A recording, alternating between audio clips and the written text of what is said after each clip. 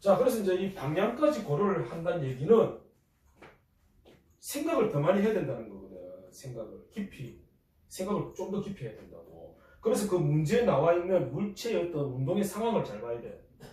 그거 제대로 이해 못하면 다 스칼라로 그냥 생각해버려. 그러면 이거 물리는 되게 어렵습니다. 이거 이제 해결이 안 돼요.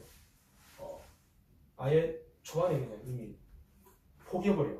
이쪽은 아예. 그러니까 끈기를 가지고 해야 되고, 끈기를 가지고. 특히 이제 여기서 제일 어려워하는 이 벡터 물리량은 뭐냐면 가속도입니다. 가속도. 너희가 이제 이 가속도의 개념을 이제 이해를 하느냐 못하느냐가 바로 여기 있는 역학적 시스템. 이 부분을 이제 성적을 얻어낼 수 있다 없다가 여기서 결정된다고. 가속도에서. 알겠어? 이게 잡혀야 돼. 그 다음에 이제 힘이야, 힘. 힘의 개념. 힘. 물체의 운동. 절대적으로 힘하고 관련이 있다는 거지. 힘하고 관련이 있어. 그래서 힘과 운동이라고 우리가 보통 얘기한다고. 그리고 이런 힘과 운동의 관계를 아주 완벽하게 설명한 법칙이 바로 뉴턴의 운동 법칙이야. 1, 2, 3 법칙. 뉴턴. 그래서 뉴턴이 위대하다는 거야. 알겠니? 그렇기 때문에 이런 벡터 물리라는 문제 우리가 이제 잘 해야 됩니다. 자, 변이도 처음 들어봤단 말이지. 근데 이 변이는 바로 이동거리. 요거와 연관이 있다는 거죠. 이동거리와 연관이 있고. 속도, 속력. 자, 일상생활에서는 속력이라고도 하고 어떨 때는 속도라고도 하지. 우리가 그냥 그 표현할 때 그죠? 와, 저기 스포츠카. 와, 저 스포츠가 속도가 빠르네. 또는 어떨 때는 속력이 빠르네. 이런 말을 그냥 아무리 써도 상관없어. 일상생활에서는. 하지만 이 물리에서는 이게 서로 다르다는 거야. 속도는 벡터야. 방향을 고려해야 된다고. 알겠어요? 어느 방향으로 이 물체가 어느 방향으로 지금 이동하고 있고 빠르기가 얼마냐. 이것까지를 다 생각해야 되는 거야. 근데 속력이라는 거는 그런 거 생각 안 한다는 거죠. 방향이 뭐나가는 거 생각 안 하는 거지. 알겠니? 자, 그래서 이 변이하고 속도가 서로 연관되어 있는 거지. 변이하고 속도가. 자, 그러면 속도 개념이 잡혀야 가속도 개념이 잡힌다는 거야. 왜? 가속도의 뜻은 단위 시간당 속도 변화량이야. 단위 시간당 속도 변화량. 그러니까 속도잖아. 그러니까 벡터잖아, 벡터. 가속도도 벡터가 되는 거예요. 여기도 방향? 여기도 이제 이 방향까지 생각해야 돼. 그게 가속도 개념이거든. 그리고 또 가속도를 잘 이해하려고 그러면 바로 힘의 개념을 정확히 알아야 돼. 이게 더 중요하다는 거야. 힘의 개념을 아는 게 더 중요해요. 그러면 가속도가 좀 더 이해가 더 잘 되기 때문에 그런 거야. 가속도 이해가. 알겠니?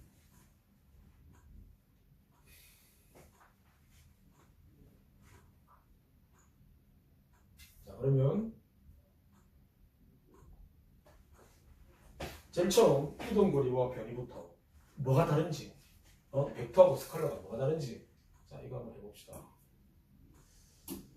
이동거리와 변이. 자, 이동거리라는 거는 물체가 움직인 경로를 따라 측정한 길이다. 그러니까 이게 다시 말해서 물체가 실제로 움직인 거리. 자, 이게 더 이제 와닿죠. 물체가 실제로 움직인 거리가 이동거리야. 물체가 실제로 움직인 거리. 그러면 변이는 뭐냐? 변위.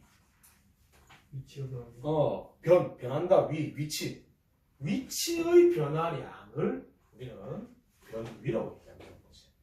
위치의 변화량. 네?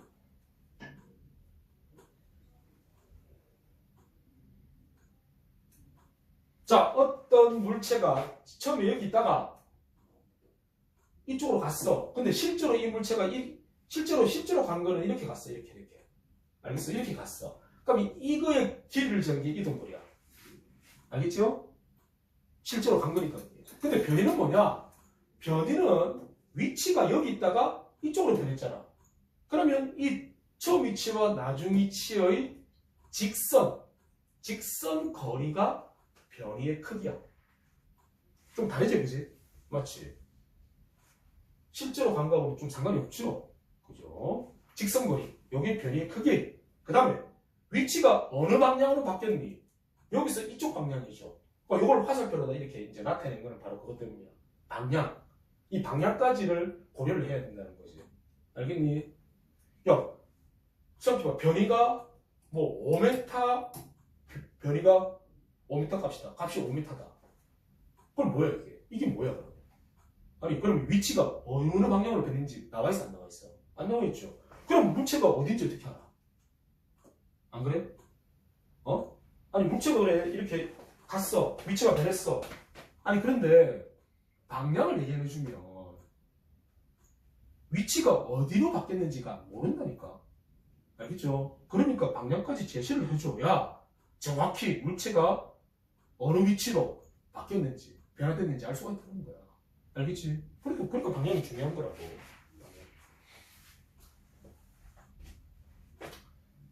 자, 이번에는 원 경로를 따라 운동한다고 하자. 그러면 만약에 원 경로를 따라서. 자, 그러면 물체가 이렇게 원 둘레로 이렇게 한 바퀴 뺑 돌았어. 그럼 이동 거리가 뭐야? 원둘레죠. 이거 실제로 이렇게 한 바퀴 뺑 돌았으니까 원둘레지, 그지? 그러면 변이는 뭐냐? 처음에 위치가 여기였어. 근데 한 바퀴 뺑 돌아가 다시 여기 왔거든. 그럼 위치가 변했어, 안 변했어? 안 변했으니까 0이죠. 변이 값은 0이 돼야 돼요. 그러니까 뭐야, 이게 뭐야? 아니 물체가 움직였는데 왜 변이가 0이야? 그러니까 그거는 스칼라적으로 생각하는 거야. 아니 변이의 뜻은 위치의 변화가 아닌데 위치가 안 변했는데 어떡하는 거야? 어? 물체가 운동하긴 했는데 위치가 안 변했다는 거야. 그러니까 변이 값은 0이 될 수 있는 거지. 맞지, 그지? 0이다, 0. 자, 그러면 봐봐. 속력과 속도가 뭔데? 속력은 이동 거리를 시간으로 나눈 거야. 속력은 이동 거리를. 그런데 속도는 변이를 시간으로 나눈 거란 말이야. 알겠나? 그러면 야, 여기 지금 변이 크기하고 이동 거리하고 똑같니? 값이? 다르지? 그러면 속력 속도가 같긴 다르잖아. 맞죠? 그죠? 다르다는 걸 알 수 있겠죠? 그 다음에 이제 황당한 게 여기죠. 여기 속도는 얼마야? 그러면 속도가 얼마겠어요? 0 아이가? 왜? 변이가 0이거든. 이 경우는. 그럼 속도도 0이 돼야지. 맞죠? 자, 속도가 0이래, 여기. 근데 애들이, 이씨, 뭐야? 아니, 분명히 어떤 빠르기로 운동했는데, 왜 속도가 0이라고 그러지? 그러니까 그건 자꾸 운동하는 거야, 이제. 그러니까 일상생활에서 그냥 속력, 속도를 막 섞어 쓰다 보니까, 그냥 머릿속에 그냥 이게 별로 구분이 안 된다는 거야, 자꾸. 속도는 변이, 그냥 변이를 생각해야 된다고. 변이. 알겠지? 그래서 속도가 0이 되죠? 맞죠? 자, 지금 이동거리와 변이를 구별해야 돼. 세 번째. 처음 위치야, 여기. 처음 위치. 자, 오른쪽으로 5m 갑니다. 갔다가 다시 방향을 반대로 바꿔서 다시 3m만큼 왔어요. 그러면 이동거리는 얼마야? 8이겠지? 그죠? 실제로 간 거니까. 이렇게 해서 이렇게 간 거니까. 근데 변이는 처음 위치와 나중 위치. 직선을, 그죠? 끄면 되죠? 직선 끄면 되죠? 얼마고? 2m이가, 그죠? 그러면 변이의 크기는 2m 아닙니까? 그 다음에 내 위치가 어느 쪽으로 바뀌었어? 오른쪽이야, 왼쪽이야? 오른쪽이지. 내 처음 위치에서 오른쪽에 내가 지금 도착했잖아. 그러니까 내 위치는 오른쪽으로 2m 지점에 지금 있다는 거죠. 알겠어요? 내 위치가 오른쪽으로 2m만큼 변했다. 이게 바로 변입니다. 변. 방향과 같이 함께 나타내 줘야 된다. 크기와 방향.